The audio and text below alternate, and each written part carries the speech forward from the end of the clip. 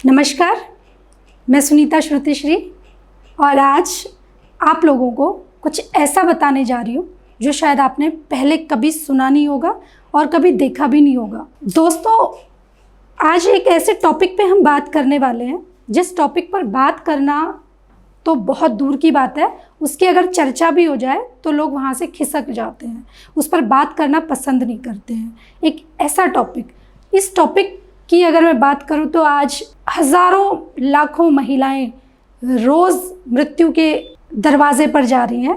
एक ऐसे टॉपिक पे हम बात करेंगे और शुरुआत मैं करूंगी जब एक बच्ची जब छोटी होती है और उसको कुछ समस्याएं होती है। सबसे पहली बात तो कि हमारे घरों में हाइजीन पर हम कहते ही हैं कि हम बहुत ध्यान देते हैं, लेकिन हाइजीन पर बहुत ज़्यादा ध्यान दिया ही नहीं जाता।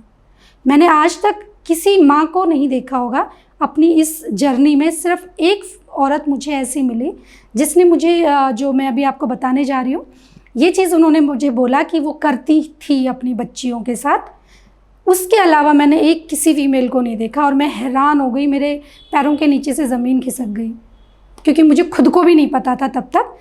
और वो है कि जब हाइजीन की बात होती है तो हम सुबह से लेकर शाम तक एक औरत, एक बच्ची सेम पैंटी पहनती है, जब नहाती है तब से लेके और अगले दिन जब वो नहाती है तब तक। छोटी जब वो होती है, इवन हमारे घरों में ये भी होता है कि जब एक बच्चा सुसु कर देता है, सुसु करने के बाद घर की जो भी बड़ी महिला होती है वो कहती है कि इसने सुसु कर दिया है बच्चे ने, इसके कपड़े चेंज कर दो। और जो माँ होती है वो कुछ ना कुछ घर का काम कर रही होती है और उस काम को करते करते वो सोचती है कि पहले मैं इसको निपटा लूँ और उसके बाद बच्चे के कपड़े चेंज करूँगी। और होता क्या है कि इस दौरान उस बच्चे के कपड़े पड़े पड़े ही सूख जाते हैं और वो बच्चा उन्हीं कपड़ों में रहता है, उन्हीं अंडरगारमेंट्स में रहता है। और शुरुआत होती है यहीं से। उसी दिन से उस बच्चे को कुछ प्रॉब्लम शुरू हो जाती है, एक शुरुआत हो जाती है उस स्टेज तक पहुंचने के लिए उनको यूटीआई की प्रॉब्लम। ये भी एक बहुत ही जो मैं कहूँ कि आज के टाइम में यूटीआई, यूरिन इन्फेक्शन, एक ऐसी समस्या है जो बहुत छोटे छोटे बच्चों से लेकर और बड़ी उम्र की औरतें और महिलाओं और पुरुषों को हो रही है। और उसका कारण कहीं ना कहीं यही है कि हम हाइजीन पे नहीं ध्यान देते हैं। और दूसरी जो चीज़ है कि आजकल बहुत ही कहते हैं ना, बहुत समय ऐसा आ गया है कि हर इंसान होड़ में लगा हुआ कि हम उससे बेहतर कैसे दिखें। आप किसी भी घर में चले जाइए, वहाँ पर आपको वेस्टर्न टॉयलेट्स नज़र आएंगे। तो जो यूरिन इन्फेक्शन का एक जो प्रॉब्लम है वो शुरू होता है आपके टॉयलेट से भी। दूसरी चीज़, जब एक बच्ची छोटी होती है तो अगर एक माँ उस बच्ची को शुरू से ही उसके हाइजीन पर ध्यान देना शुरू कर दे, उसको दिन में 2 या 3 बार अंडरगारमेंट्स चेंज कराए और उसको वो आदत बना दे कि बच्चे तुम बड़े होकर भी यही करोगे, तो वो महिला, वो बच्ची कभी भी किसी भी बहुत बुरी बीमारी से सर्वाइव नहीं करेगी, वो ठीक रहेगी। क्योंकि मैंने अभी थोड़ी देर पहले बताया था कि मैं आगरा गई थी और आगरा में मुझे एक ऐसी महिला मिली जिसकी बेटियां थी 2 और वो दोनों बेटियां ठीक थी और वो खुद भी ठीक थी और लगभग 50-60 की उम्र तक के बीच में उनकी उम्र थी। और जब उन्होंने मुझे बताया कि आज तक मुझे कोई गायनी प्रॉब्लम नहीं हुआ तो मैं हैरान हुई, क्योंकि मेरी इस जर्नी में मेरी जर्नी काफ़ी लंबी रही। गायनिकल इश्यूज़ पे मैं काम कर रही हूँ और इस जर्नी में मैं देख रही हूँ कि बहुत सारे फीमेल्स, 99% फीमेल्स परेशान हैं किसी ना किसी गायनिकल इश्यूज़ को लेके या फिर यूटीआई को लेके। पर उनको जब मैंने सुना तो मैं हैरान हो गई कि ऐसा कैसे हो सकता है। फिर उन्होंने जब मुझे बताया कि मैं ये चीज़ें करती थी अपनी बेटी के साथ कि उनको दिन में 3-4 बार मैं उनके अंडरगारमेंट्स चेंज कराती थी और मैं खुद भी वही करती थी क्योंकि मेरी मम्मी ने भी। तो मेरे लिए बड़ा एक अच्छा मुझे लगा कि इन चीज़ों से भी हम काफ़ी चीज़ें ठीक कर सकते हैं। देन उसके बाद जब मेरा ये जर्नी स्टार्ट हुई और इस जर्नी में मैंने महिलाओं को जागरूक करना शुरू किया था, गायनिकल इश्यूज़ के बारे में बताना शुरू किया था। और तब मैं उसमें एक ये पॉइंट भी ऐड करती थी कि हमारे जो हाइजीन है उस पर बहुत ज़्यादा ध्यान रखना चाहिए। आप खुद सोचिए, हम पूरा 24 घंटा एक ही अंडरगारमेंट, एक ही पैंटी पहने रखते हैं, चाहे वो जेंट्स हो चाहे वो लेडी हो, और उससे कितना सारा बैक्टीरिया एंटर कर जाता है। जब एक लड़की छोटी होती है हम मेरी इस जर्नी में मैंने देखा कि बहुत छोटी छोटी लड़कियों को 4-5 साल की लड़कियां जिनको बहुत सीवियर यूटीआई की प्रॉब्लम है, बुखार हो जाता है, उनके जोड़ों में दर्द हो जाता है।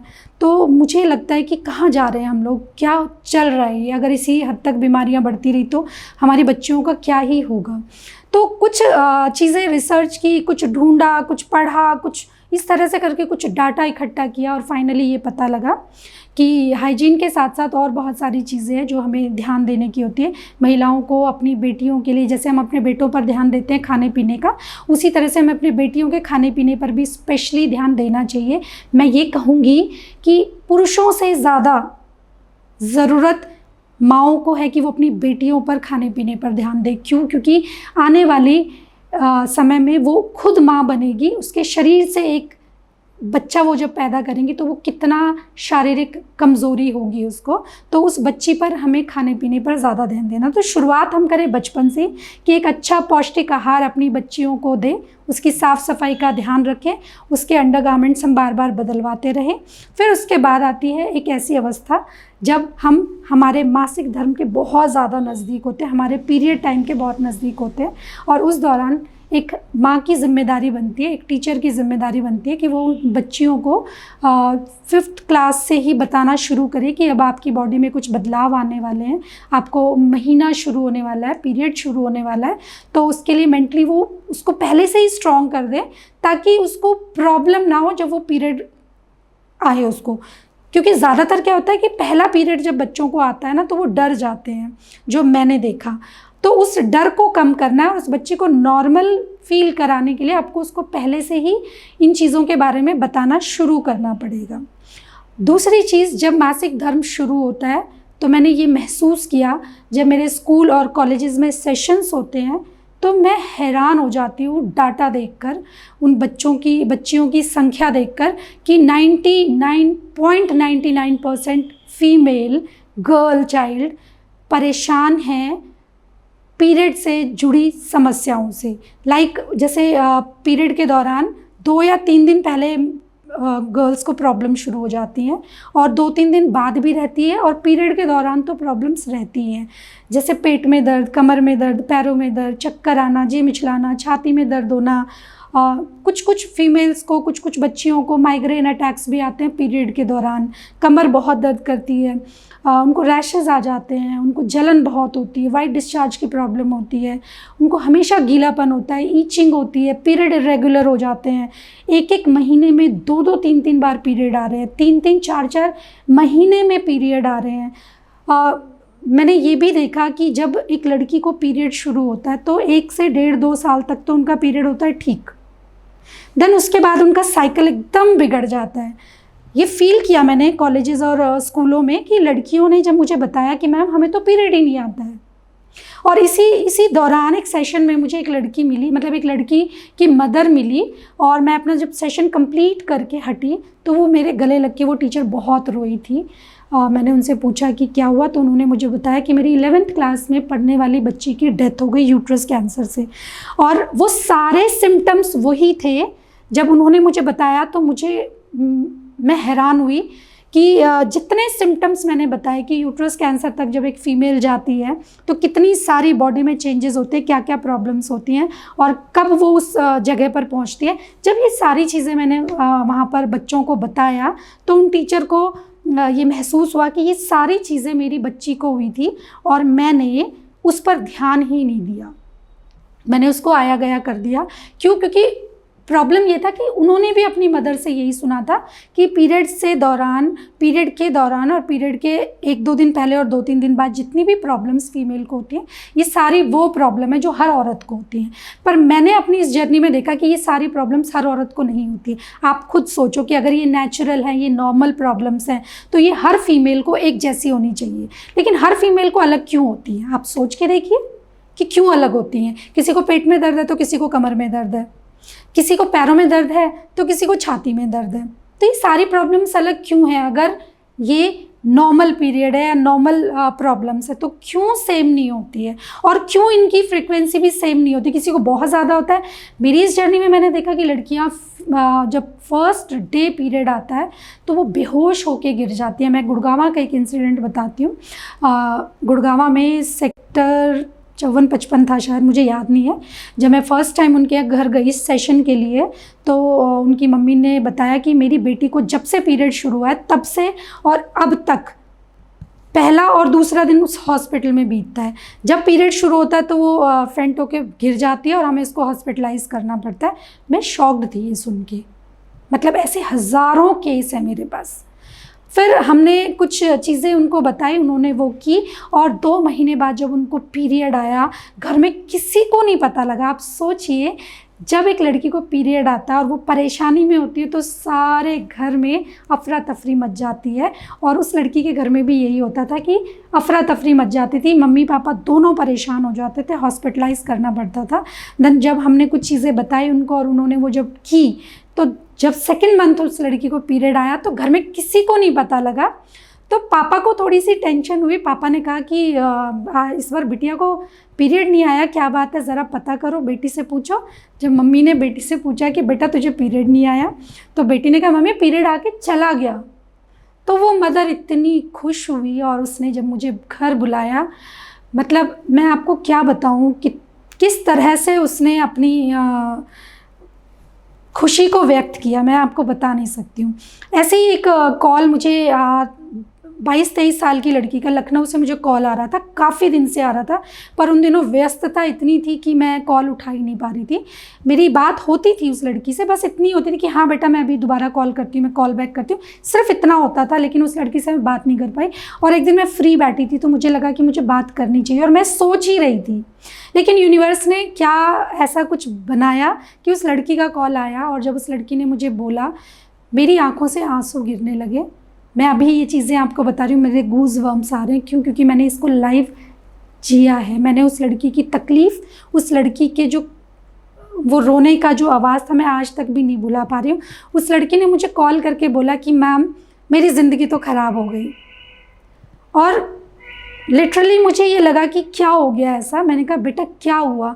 तो उसने बोला कि मैम मेरा तो यूट्रस निकल चुका है और आपने मेरी मदद नहीं की। मतलब मुझे बहुत बुरा लगा, मुझे खुद पे शर्म भी आई कि मैं टाइम निकाल सकती थी और शायद मैं उस बच्ची का यूट्रस रिमूव होने से बचा सकती थी, लेकिन शायद भगवान को यही मंजूर था। लेकिन उसके बाद एक प्रण किया मैंने कि मेरे पास कोई भी कॉल आएगा तो मैं पहले उस कॉल को अटेंड करूँगी, उस बच्ची को वो समाधान दूँगी, ताकि कोई ऐसी दूसरी लड़की ना खड़ी हो जाए जिसका बच्चादानी निकल गया। आप सोचिए, अगर 20-22 साल की लड़की का यूट्रस रिमूव हो गया तो उसकी आने वाले टाइम में क्या ही ज़िंदगी है।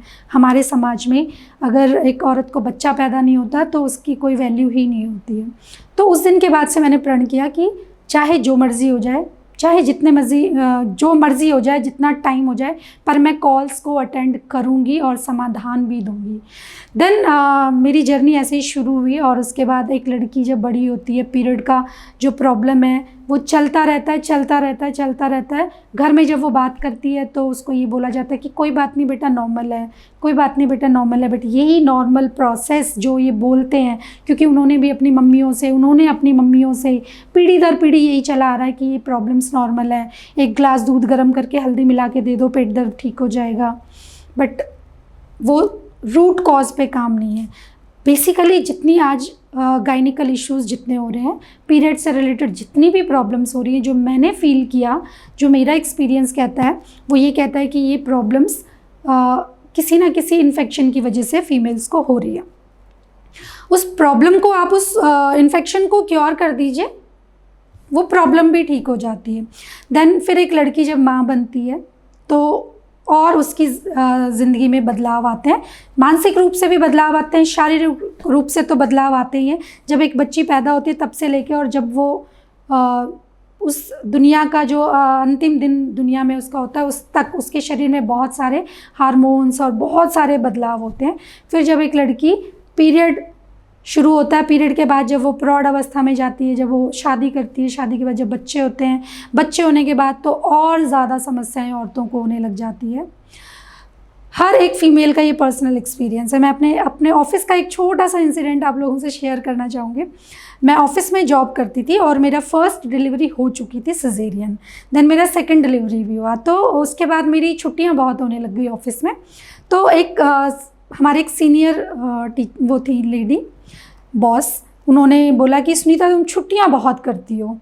तो मुझे हर्ट भी बहुत हुआ, क्योंकि इतने लोगों के बीच में उन्होंने बोला तो मुझे बुरा भी लगा, लेकिन कहीं ना कहीं सच भी था कि छुट्टियां होती थी। और रीज़न वही होता था कि बहुत सारे हेल्थ इश्यूज़ मुझे हो चुके थे। तो मैंने उनको एक ही चीज़ बोली, एक सेंटेंस में मैंने ख़त्म किया। मैंने कहा कोई बात नहीं मैम, अभी आप कहाँ आ रहे हो, जब आपकी शादी हो जाएगी और बच्चे हो जाएंगे ना तब मैं आपसे पूछूंगी।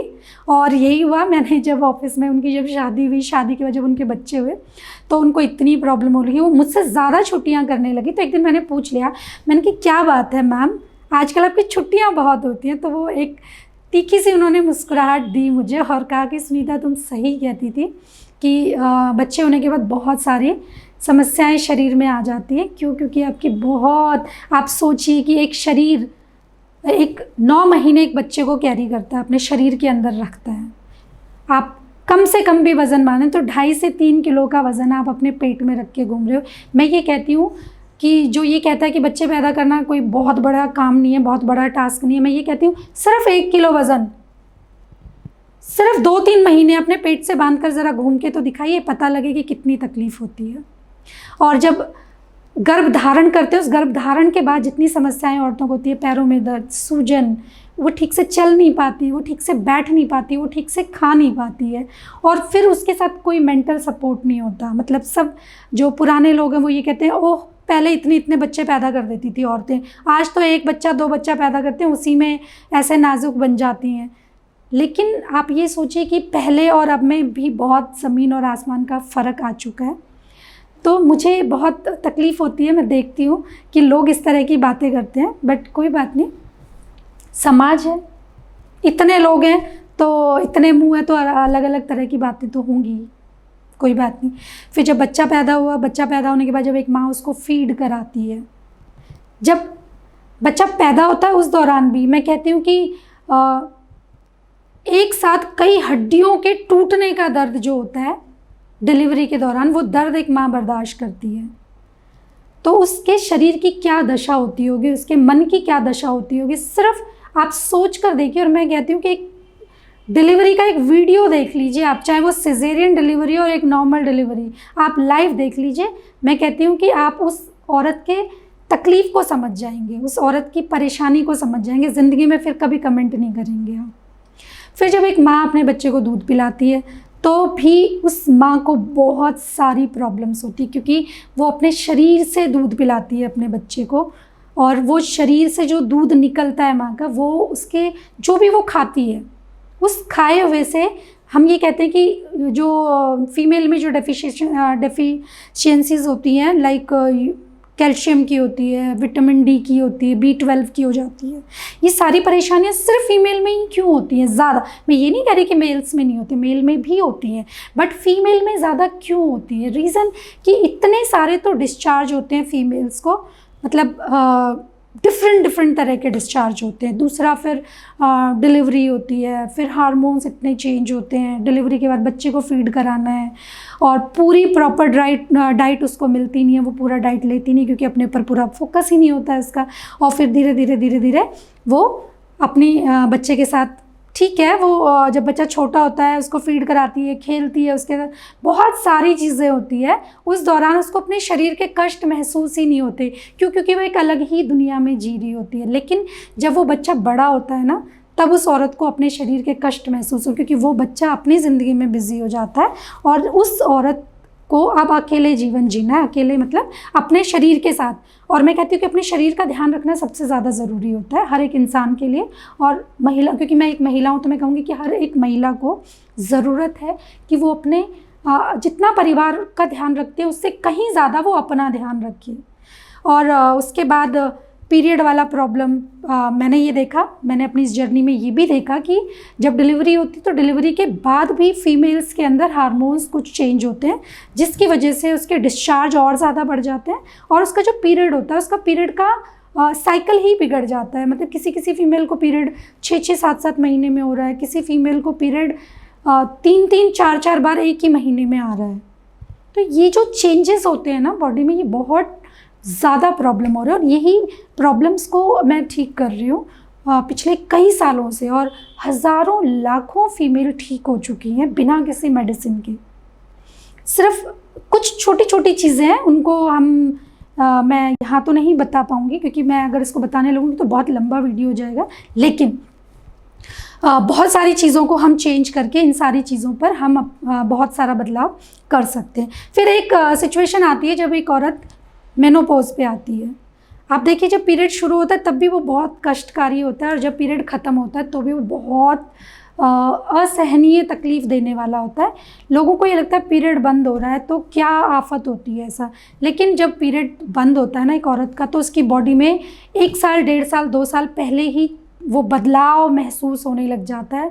वो उसके शरीर के दर्द बढ़ जाते हैं, उसके मूड स्विंग्स होने लग जाते हैं, उसको थोड़ी थोड़ी देर में कभी गर्मी लगती है, कभी ठंड लगने लग जाती है, कभी वो बहुत खुश हो जाती है और कभी वो बहुत ज़्यादा सैड हो जाती है, अकेले बैठ के रोने लग जाती है। इतने सारे मूड स्विंग्स होते हैं, इतनी सारे बॉडी में चेंजेस आते हैं, लेकिन प्रॉब्लम आती है कि घर में उन चीज़ों पर कोई ध्यान ही नहीं देता है। वो अकेली उन सब परेशानियों को झेल रही होती है, और वहीं पर अगर उसको कोई एक मेंटल सपोर्ट घर में मिल जाए ना तो ये जर्नी भी उसकी आसान हो जाती है। जब पीरियड शुरू होता है तब बहुत सारी दिक्कतें होती हैं, पीरियड के दौरान बहुत सारी दिक्कतें होती हैं, और जब पीरियड जाता है तो वो भी एक औरत के शरीर को तोड़ कर जाता है, ख़त्म करके जाता है। आप मानिए जब पीरियड अगर टाइम से पहले ख़त्म हो रहा है तो वो बहुत सारी प्रॉब्लम है। मतलब आपको यूट्रस में गांठें बनने लग जाएंगे, सिस्ट बनने लग जाएंगे, फाइब्रॉइड्स बनने लग जाएंगे।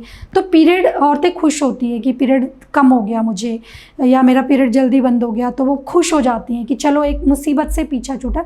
पर वो सबसे ज़्यादा सोचने की स्थिति होती है अगर आपका पीरियड कम आ रहा है, अगर आपका पीरियड टाइम से पहले बंद हो गया है तो वो सोचिए, उस पर काम करिए, क्योंकि इतनी जल्दी पीरियड बंद नहीं होना चाहिए। अगर आपका 40 से पहले पीरियड, अब मैं देख रही हूँ अपनी इस जर्नी में कि 40 से पहले भी औरतों का पीरियड बंद हो जाता है, और जैसे पीरियड बंद होता है वैसे ही घुटने ख़त्म हो जाते हैं, घुटने जवाब दे जाते हैं, कमर टूट जाती है और आंखों की रोशनी कम हो जाती है। तो खुश ना हो, आप अपनी प्रॉब्लम देखें कि मुझे प्रॉब्लम है, तो आप एटलीस्ट उसका समाधान ढूंढें कि टाइम से पहले पीरियड क्यों बंद हो रहा है, मुझे नहीं होना चाहिए।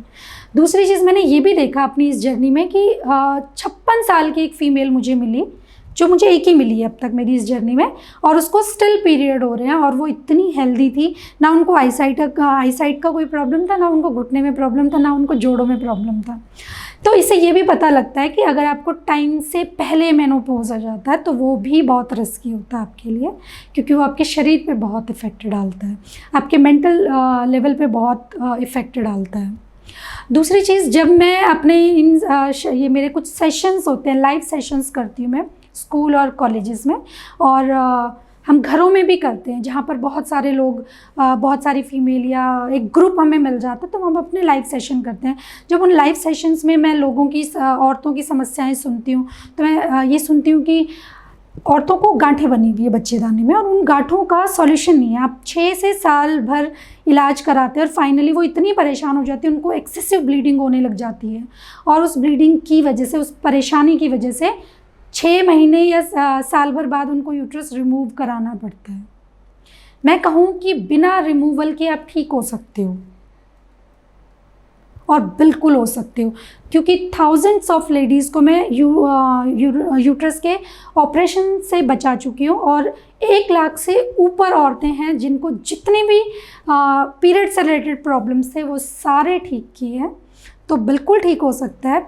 और आप जब जो भी पैड, स्पेशली मैं पैड को बोल रही हूँ, आप जब भी पीरियड के दौरान किसी भी पैड को इस्तेमाल करते हो तो ये ज़रूर ध्यान रखें कि आपका जो पैड है वो ऑर्गेनिक है या नहीं है। आप ऑर्गेनिक, मार्केट में बहुत कुछ बिक रहा है, हमें ऑर्गेनिक को ये देखना है कि क्या आपका पैड पूरी तरह से कागज़ का या कॉटन का बना हुआ है, या फिर उसके अंदर कोई प्लास्टिक ऐड किया गया है। अगर कोई प्लास्टिक ऐड किया गया है तो उसको बिल्कुल बंद कर दीजिए। अगर आपको यूट्रस कैंसर और ब्रेस्ट कैंसर से बचना है तो ये सबसे पहला काम आपको यही करना पड़ेगा कि आप उस पैड को बदल दीजिए। आप कोई ऐसा पैड यूज़ करिए जो पूरी तरह से या तो कागज़ का बना हुआ हो या फिर कॉटन का बना हुआ हो। अगर आप प्लास्टिक वाला पैड यूज़ करेंगे तो 100% आप परेशानी होगी आपको। और एक दहलीज़ आती है, मेरा एक मिशन है, मैं पहले बताऊं आपको, save women from silent killer, औरतों को धीमे जहर से बचाने का। और मैं कई सालों से इस पे काम कर रही हूँ और बहुत ऐसी ऐसी चीज़ें मतलब मेरे साथ हो चुकी हैं। मुझे मेरठ का एक कोई ज़िला है, वहाँ पर मेरे पास एक ऐसा केस आया जिसने मुझे हिला दिया। एकदम नया था वो मेरे लिए। एक लेडी को, आप सभी लोग जानते हैं जो भी इस वीडियो को सुन रहे हैं, कि एक औरत को पीरियड जब होता है तो उसका जो डिस्चार्ज है वो कहाँ से होता है, आप सभी लोग जानते हैं। लेकिन जब मैं उस लेडी का फ़ोन मेरे पास आया और उसने मुझे बोला कि मैम मेरा 2 दिन के अंदर ऑपरेशन होने वाला है, मैं क्या करूँ और मुझे ठीक होना और मुझे ऑपरेशन नहीं कराना, तो मैंने पूछा आपको मुझे नंबर कहाँ से मिला। और फिर फाइनली उन्होंने मुझे बताया, क्योंकि दुनिया भर में लोग हैं जो मेरे माध्यम से ठीक हुए, तो कहीं ना कहीं से उनको नंबर मिला और उन्होंने मुझसे सिर्फ एक ही उम्मीद की कि मैम क्या आप मुझे ठीक कर सकते हो बिना ऑपरेशन के। तो मैंने उनसे पूछा कि आपको प्रॉब्लम क्या है, तो उन्होंने जब मुझे बताया मैं हैरान हो गई। उनको नाभि से भी पीरियड आता था, मतलब प्राइवेट पार्ट से भी उनको ब्लीडिंग होती थी और साथ में उनको नाभि से भी ब्लीडिंग होती थी। और डॉक्टर ने सिर्फ 2 दिन दिए थे कि 2 दिन के अंदर और ऑपरेशन करा लो वरना फिर तुम्हारी जान को खतरा है। उस फीमेल को बिना ऑपरेशन के हमने ऐसे ही ठीक कर दिया और वो बिल्कुल ठीक है। आज अपने माध्यम से उसने कई फीमेल को ठीक कराया जिनको गायनिकल इश्यूज़ थे, जिनको पीरियड से रिलेटेड कोई समस्याएं थी, उनको अपने माध्यम से ठीक कराया कि मेरी एक मैम है वो ठीक करती हैं, आप उनसे बात करो। ऐसे ही मैं थोड़ा सा और बताना चाहूँगी कि आजकल फर्टिलिटी की बहुत ज़्यादा प्रॉब्लम हो रही है। फर्टिलिटी मतलब लड़कियों की शादियाँ होती हैं, शादी के बाद 2 साल 3 साल 4 साल तक बच्चे नहीं होते, 5 साल हो गए किसी की शादी को और बच्चे नहीं होते, और फाइनली क्या होता है, चक्कर काटना शुरू करती हैं, इलाज कराना शुरू करती हैं। फिर कहीं अगर देहात से बिलोंग करती हैं तो फिर झाड़ फूंक ये वो बहुत सारी चीज़ें वो कराती हैं। IVF जैसी चीज़ें भी आजकल बहुत होने लग गई हैं और फाइनली होता कुछ नहीं है। किस्मत हुई तो आपको कंसीव हो जाता है और किस्मत ख़राब है तो आप कितना ही पैसा खर्च कर लो, कितना ही इलाज करा लो, लेकिन कंसीव नहीं कर पाती। और हैरानी की बात ये होती है कि हस्बैंड की रिपोर्ट भी नॉर्मल होती है और वाइफ की रिपोर्ट भी नॉर्मल होती है, बट उसके बावजूद औरतें कंसीव नहीं कर पा रही हैं।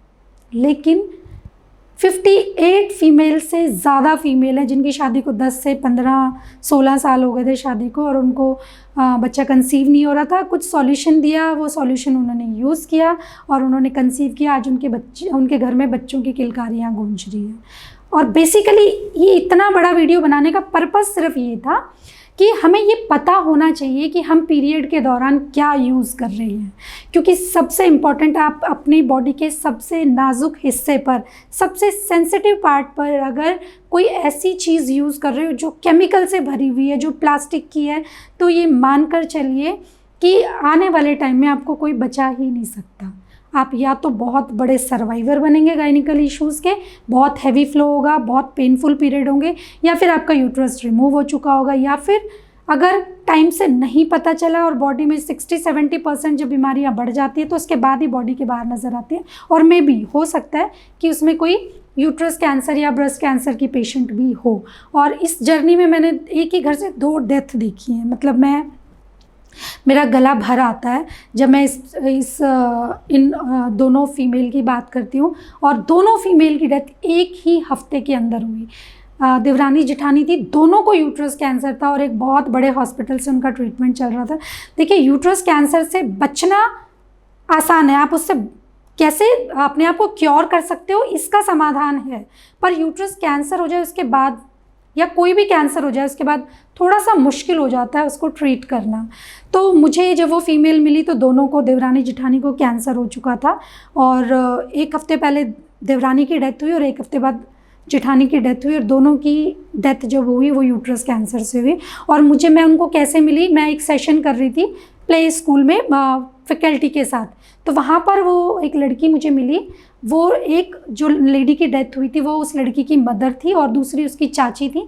तो उन्होंने मुझे बोला कि मैम मेरी मदर और मेरी चाची दोनों यूट्रस कैंसर से सर्वाइव कर रही हैं, तो कोई ऐसा ट्रीटमेंट है जो उनको ठीक कर सके। तो मैंने यही बोला, मैंने कहा बेटा प्रिकॉशंस हम ले सकते हैं, कैंसर ना हो इसके लिए मैं आपको बता सकती हूँ, यूट्रस और ब्रेस्ट कैंसर ना हो सके, लेकिन कैंसर हो गया उसके बाद हाँ ये कर सकते हैं, इनकी थोड़ी तकलीफ़ कम कर सकते हैं, अदरवाइज़ अब और इससे ज़्यादा और कुछ कर नहीं सकते हैं।